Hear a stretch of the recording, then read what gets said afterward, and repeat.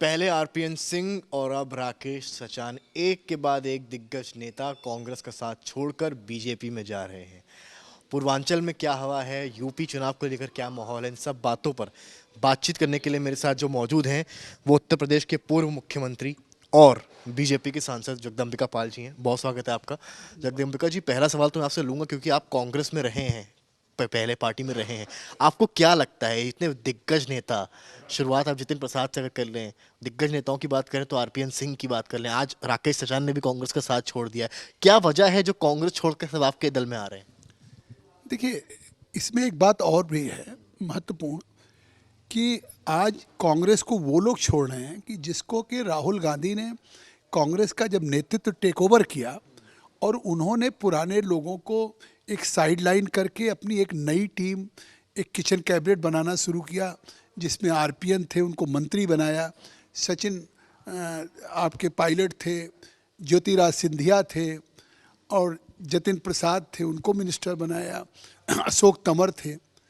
और आप अगर देखेंगे तो केवल राकेश सचान या आरपीएन सिंह नहीं, एक लंबी फहरिस्त है कि जिसको इन्होंने पिछले 10 वर्षों में तैयार किया, जिस समय सत्ता में थी कांग्रेस, आज वो एक एक करके सब छोड़ गए। चाहे अशोक तंवर हरियाणा हो, चाहे वो ज्योतिराज सिंधिया हो या सचिन पायलट हो। ठीक है, वो किसी परिस्थितियों में है, लेकिन आप समझ सकते हैं कि छोड़ चुके थे। और यूपी के दो लोगों को उन्होंने एमर्ज किया था, चाहे वो जतिन प्रसाद हो और चाहे आरपीएन हो, उन्होंने छोड़ दिया, राकेश सचान ने छोड़ दिया।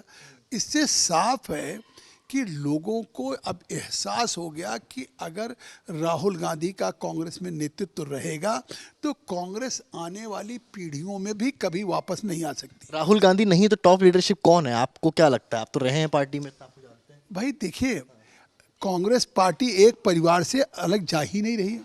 आखिर उस पार्टी में जिसमें अभी तक अध्यक्ष का चुनाव ना हो पाए, जिस पार्टी में कोई इनर पार्टी डेमोक्रेसी ना हो, कोई मतलब कागजों पे पार्टी चल रही हो, आखिर अगर G23 के लीडर्स जो पिछले पूरे जीवन में रहे हों, चाहे आनंद शर्मा हो, गुलाम नबी आज़ाद हो, कपिल सिब्बल हो, एक लंबी फहरिस्त है, उन सब को जिस तरह से साइडलाइन कर दिया गया और जिस तरह से गुलाम नबी आज़ाद की राज्यसभा से उनकी अनसेरेमोनियल ढंग से विदाई की गई, तो ये कांग्रेस पार्टी को खुद राहुल गांधी बुलडोज कर रहे हैं। और उसके बाद मुझे लगता है कि आज उस कांग्रेस में जब वो नेतृत्व हटेगा तब तो कोई कांग्रेस में लीडरशिप आएगी। इतने नेता ले तो आए हैं और अभी कुछ बड़े नाम और हैं जिनकी चर्चा चल रही है, एडजस्ट कहाँ करेगी भारतीय जनता पार्टी? नहीं, देखिए, सवाल हम किसी को ला नहीं रहे हैं और कांग्रेस पार्टी एक एक करके सभी छोड़ जा रहे हैं। पीसी चाको ने केरल में छोड़ दिया होगा, महाराष्ट्र में लोगों ने छोड़ दिया। आप देखिए यहाँ पे आखिर कृपा शंकर कितने बड़े लीडर थे, यहाँ पे यूपी में लोगों ने छोड़ा, हर स्टेट में। तो अब ये कांग्रेस पार्टी तो एक डूबता हुआ जहाज हो गई है। तो अब कांग्रेस पार्टी में लोग ये समझते हैं कि हमने जीवन दिया और इनके नेतृत्व में राहुल गांधी के, प्रियंका के, कोई कांग्रेस का भविष्य नहीं है। कांग्रेस जनता के बीच से जनता ने उसको रिजेक्ट कर दिया आउटराइट। तो अब स्वाभाविक है कि लोगों को निराशा इसलिए जा रहा है। पाल साहब, प्रयागराज, आप क्योंकि पूर्वांचल के बड़े नेता हैं, प्रयागराज में जो घटना हुई है उसको लेकर विपक्ष सवाल लगातार उठा रहा है, इस पर क्या लगता है आपको, क्या पक्ष रहेगा? देखिए, प्रयागराज में जो सवाल उठा है कि एक आंदोलन हुआ, लेकिन उस आंदोलन की शुरुआत पटना से हुई कि पटना में परीक्षाओं को, रेलवे की परीक्षाओं को लेकर के जिस तरह से रेल मंत्री ने कहा कि हमने ट्रांसपेरेंट ढंग से कराया, लेकिन फिर भी उन्होंने एक कमेटी बना दी है और वो कमेटी 4 तक जांच करके रिपोर्ट देगी, सब रिजल्ट रोक दिया है। लेकिन जिस तरह से वहाँ की जांच में बिहार के कोचिंग के खान सर का नाम आ रहा है कुछ लोगों को, तो क्या आखिर ये अचानक इस तरह का एक आंदोलन है, इसके पीछे कुछ लोगों ने भड़काने का काम किया?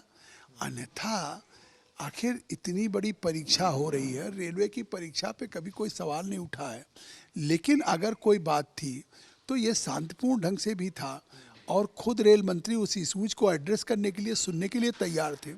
लेकिन ये जो तोड़फोड़ हुई, या बोगियों में आग लगाई गई, ये निश्चित तौर से दुख का विषय है कि आखिर इस आंदोलन में केवल अगर वो परीक्षार्थी होते तो वो प्रोटेस्ट करते, वो एक अपनी आवाज़ को उठाते। कहीं ना कहीं इस प्रोटेस्ट में ऐसे भी लोग शामिल हो गए हैं कि जिन्होंने इस प्रोटेस्ट को एक तरह से हिंसात्मक कर दिया। आखिर रेलवे की संपत्ति किसकी है? उन्हीं की है, उन्हीं छात्रों की। कौन लोग हो सकते हैं आपके हिसाब से? अब ये तो जांच का विषय हो सकता है, जांच के बाद ही मालूम होगा। लेकिन इसके बावजूद भी रेल मंत्री लगातार एक उन्होंने कह दिया कि हम इस पे रोक लगा दिए हैं, कमेटी बिठा दिया है और इसकी जांच होगी और बहुत वरिष्ठ अधिकारियों की एक जांच समिति बनाई है। क्या इस पे विपक्ष का भी हाथ हो सकता है, आपको लगता है? नहीं, देखिए, विपक्ष को तो निश्चित तौर से इस पे हवा दे रही है। विपक्ष इस बात को मतलब चुनाव में आखिर कोई भी इस तरीके से अगर चीज़ें होती हैं तो इसमें संयम बरतने की अपील करनी चाहिए, न कि इस तरीके का कोई बयान दें कि जिससे कोई। समाजवादी पार्टी ने जो है नाहिद हसन को टिकट दिया है। इसके अलावा जो गायत्री प्रजापति हैं उनकी वाइफ को भी टिकट दिया है। इसको लेकर सवाल उठ रहे हैं, इस पर आप क्या?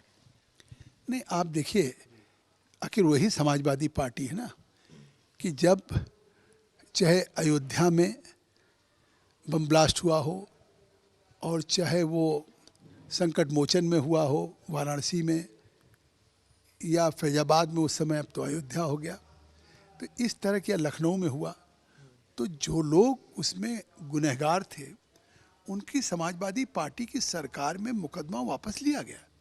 वो तो कोर्ट ने इंटरवीन किया और कोर्ट के इंटरवीन के कारण नहीं मुकदमा वापस हो पाया।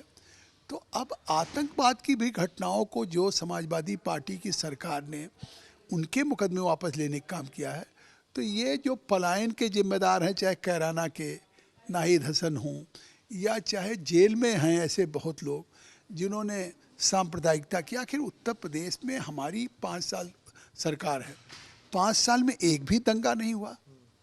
आज लोग अल्पसंख्यकों को डराने की बात कर रहे हैं। सबसे बड़ी सुरक्षा अगर रही तो इस 5 साल में।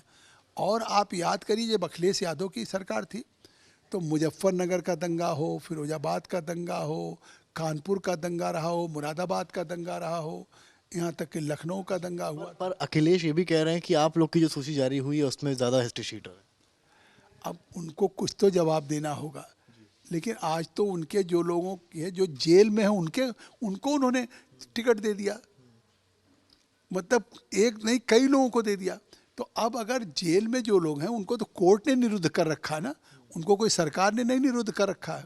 तो इससे साफ है कि अब गायत्री प्रजापति के अगर परिवार को टिकट दिया जा रहा है तो गायत्री प्रजापति को इन्होंने ही भ्रष्टाचार में बर्खास्त किया था।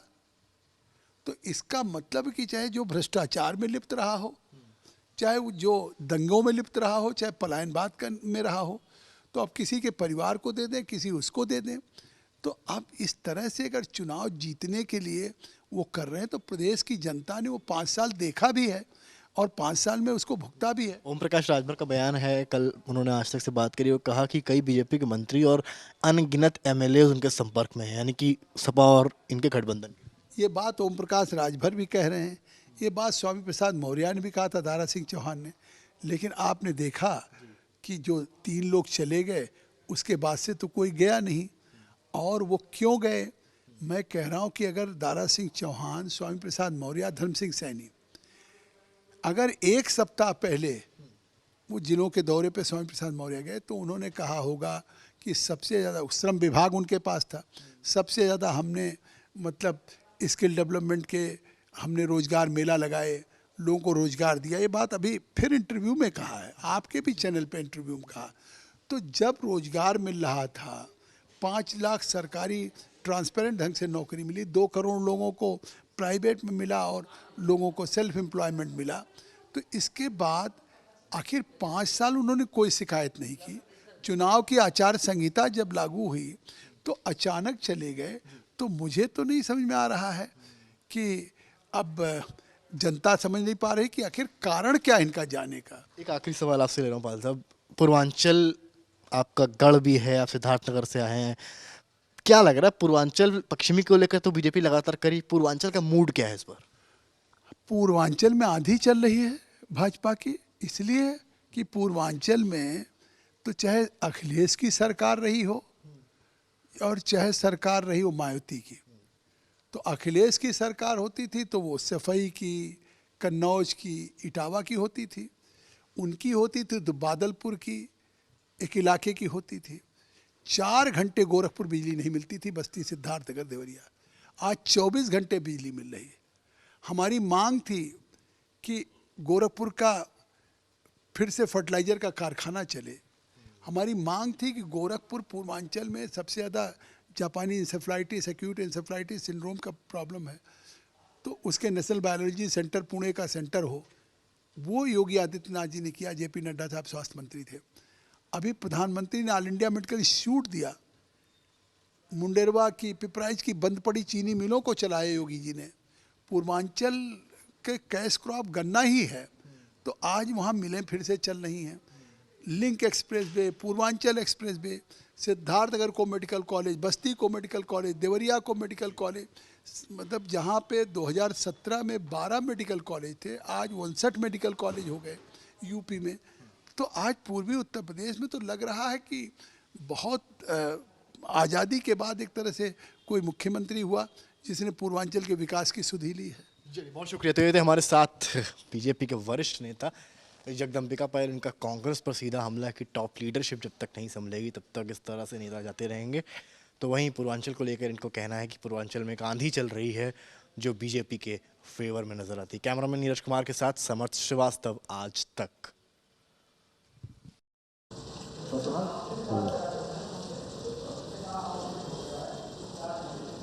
वो